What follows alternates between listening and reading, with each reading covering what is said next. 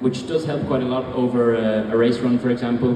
When you have longer distances and the tyres start to fall away, you can change the brake bias front or rearwards to help whatever the car is doing. Would you be going? Not always the same way? It basically, I can get a bit technical here, but it basically depends what the car is doing. If you're massively struggling with the rear tyres, you'll put the brake bias to the front, and then vice versa. So that's all we can do in F2, but when I did FP1 with McLaren in Austria and Monza, then it gets a bit more exciting. You can change, the diff is fully electronic in an F1 car, so you can change the diff on the entry, the middle of the corner and on the exit, which basically changes how either open or locked the diff is, which changes the balance of the car.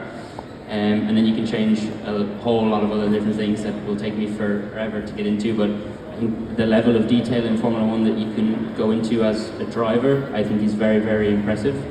And it's also cool because it means it's a lot more about the driver. You know, of course, nowadays the car in F1 is very, very important, but the amount a driver can change on the steering wheel to manipulate what the car is doing definitely will make a huge difference if you have a good understanding of it. Okay, so that brings us on to a good one. I've thought of a good question. What was it like the first time you went out the pit lane in the Formula 1 car and nailed it? Is it much better? Is it much different? And is it much faster? It's quite a bit quicker. Is it? Yeah. I definitely felt it on my neck, that's for sure.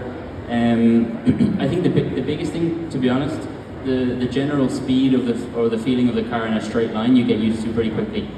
I think when I drove in the F1 car at Monza, we were doing 380 kilometers an hour before turn 1, which sounds crazy, but to be honest, it doesn't feel that ridiculous. You get used to the feeling of speed pretty quickly.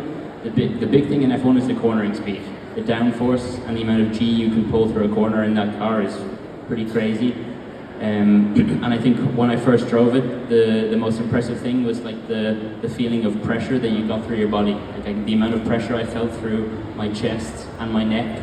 I felt like someone was just sitting on top of me pretty much, a very heavy person. And I think that was the biggest thing to get used to. But the feeling of it in Austria specifically was crazy. There's an expression that Irish mammies all come out with when they're finished doing something. They say, now, that's it. And when you did that famous lap dance, you went across the line and went bang, fourth, and we all went, now, take it out with that. How'd you like them apples? So just talk us through that lap if you wouldn't mind, in the Formula 1 car, in an official practice session.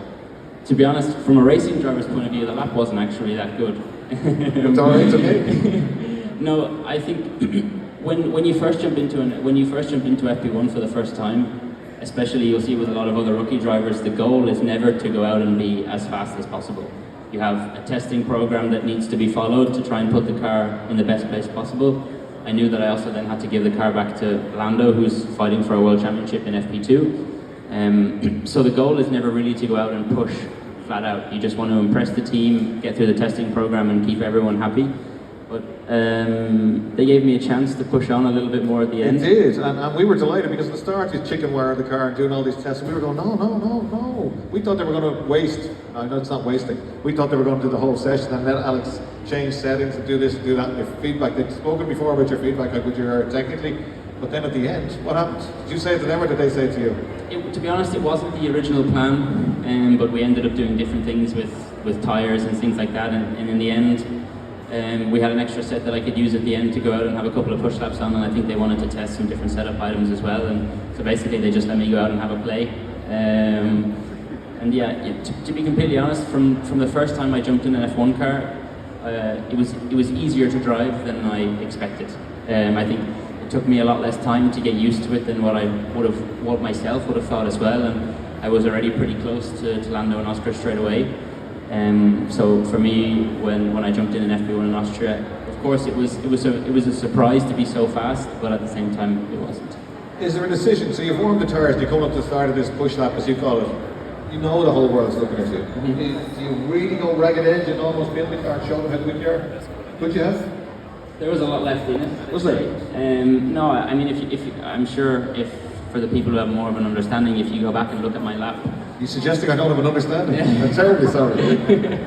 No, but if you go back and watch my lap, I think I myself can pick out 3 or 4 different things where I can show you I could have gone quicker there, and there. And when I looked at the data compared to Oscar after the lap as well, I can see quite a few things. I mean, it's also a testament to show of how good of a job McLaren did with the car. I think if you looked at the two boys during that weekend, their pace was phenomenal, and that definitely made it a little bit easier. But no, it was pretty cool. Yeah, it's really good to see a result. Josh, all the way up, you had a